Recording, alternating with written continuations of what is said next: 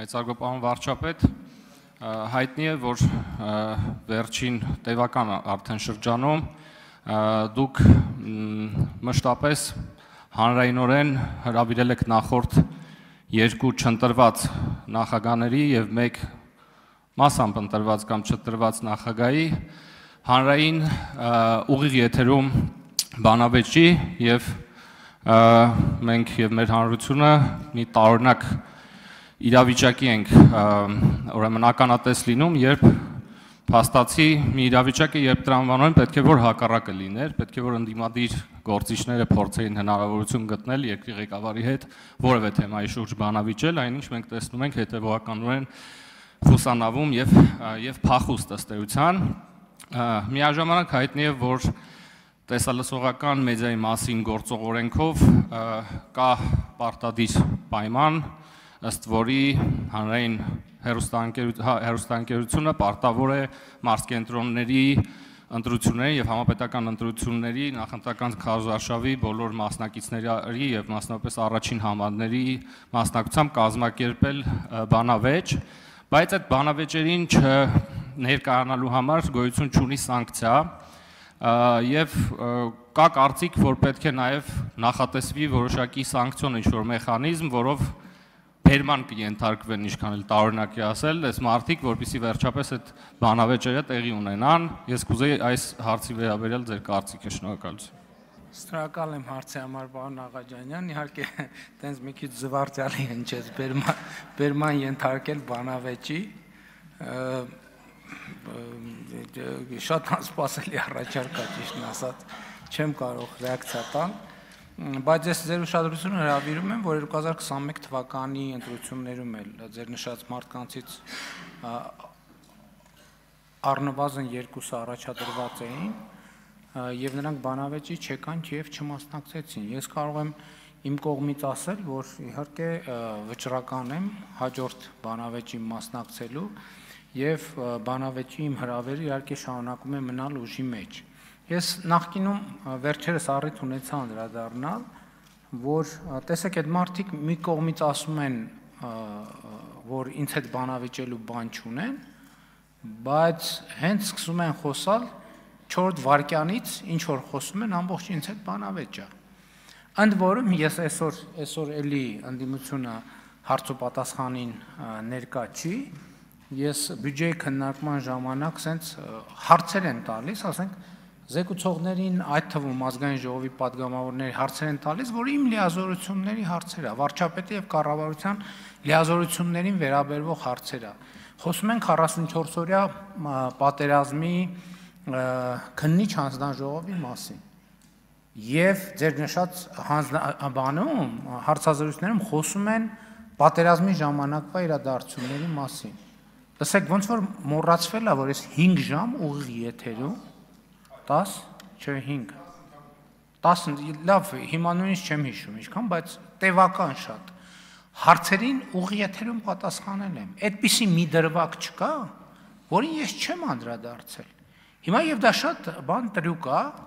որ մտածել, որ մարդիկ դե քանի տարի անցել է, մոռացել են, մի հատ էլ այդ նույնը ասենք, եւ ըստ էության նրանք խոսում են միայն այդ ժանրով։ Իրանք բացի բանավեճից, եթե ուշադրիր իրանց տեքստեր նայեք, բացի ինձ հետ բանավիճելուց ուրիշ բան չեն ասում։ Ամբողջ ինչ խոսում են ինձ հետ բանավեճը։ Ես էլ ասում եմ շատ լավ, տենց ընդ որում ես ձեզ ասեմ։ Հիմա ես զգում եմ, որ մարդիկ որոշակի լարվածու մարդիկ դժգոհ են, որ մենք անդադ ռեակցիա ենք տալիս իրանց։ Որովհետև ասում են, հա լավ, ինչքան կարելի է իրանց հետ խոսել, բայց մյուս կողմից է, եթե անարձագանք թողնենք, այդ մոռացության ֆենոմեն օգտագործելով կասեն, դե տեսեք, ասեցինք, ձեն չանեցին։ Այսինքն իրականում այդ բանավեճի անհրաժեշտությունը եւ պահանջարկը կա եւ իրանց խոսակցությունն է եւ մենակ այդ ժամանակը ավարտվելու, երբ որ դեմ դիմաց գան, խոսեն եւ հանրությունը ի վերջո բոլոր հարցերի պատասխանները ստանա։ Այդ ֆորմատով ստանա, որտեղ մյուս ֆորմատներով մենք տվել ենք պատասխանները։ Ձեր առաջարկի մասով է խորհրդարանը թող քննարկի, Վենետիկի հանձնաժողովի հետ խորհրդակցեք։ Խնդրեմ պարոն Աղաջյան։ Շնորհակալություն պարոն վարչապետ, կա նաև իհարկե տեսակետ, մասնավորապես այն երկրներում, որտեղ օրենսդրությունը մոտիկա նրան ինչ որ մեր մոտ է, որ հրաժարվելով մասնակցելու այդ միջոցառումներին եւ բանավեճերին, ըստ էության ինքնաբերաբար այդ քաղաքական գործիչները իրենց քաղաքական համբավին են հարվածում եւ կա մոտեցում, որ այսպես էլ պետք է շարունակել, բայց մի բան կարելի է արձանագրել միանշանակորեն, որ նրանց որդեգրած մարտավարությունը եւ ռազմավարությունը կայանում է նրանում, որովհետեւ իրանք այդպես փակված իրենց իսկ մեծառեսուրսների փեշերի տակ խոսեն ինչքան որ հնարավոր է կամ ինչքան որ կարող են եւ երբեւե հնարավորություն չընձեռնեն հանրությանը այդ ճշմարտությունը վերհանել, մասնավորապես բանավեճերի միջոցով եւ կարծում եմ սա մի թեմա է, որի մասին մենք մշտապես պետք է խոսենք նախքան գալիք ընտրությունները, շնորհակալություն։ Համաձայն եմ պարոն Աղաջանյան, կայացած ժողովրդավարության համակարգում նման բանավեճերից հրաժարվելը ըստ էության երաշխիք է ընտրական խոշոր անհաջողության։ Ես ձեզ ուրիշ բան ասեմ, ես 2020 թվականից հետո հիմնականում նաև կոവിഡ്ի հետ կոവിഡ്յան շրջաներ եւ այլն հիմնականում ասուլիսներ է անում կամ հարցերի է պատասխանում on-line ձևաչափով եւ մեծ աղմուկ են բարձրացնում, որ լրագրողների հետ ես չեմ շփվում եւ այլն եւ այլն։ Տեսեք, ձեր նշած մարդիկ թող գան լրագրողների միջավայրում կանգնեն, պատասխանեն հարցերի, ոնց որ ես եմ պատասխանում։ Ես այսօր ազգային ժողովում կներեք իհարկե չեմ կարող ասել քանի լրագրող էին, կամ կառավարության նիստերից հետո այս ընթացքում չեմ հիշում քանի ասուլիսներ եմ արել, իսկ այդ մարդիկ հրավիրում են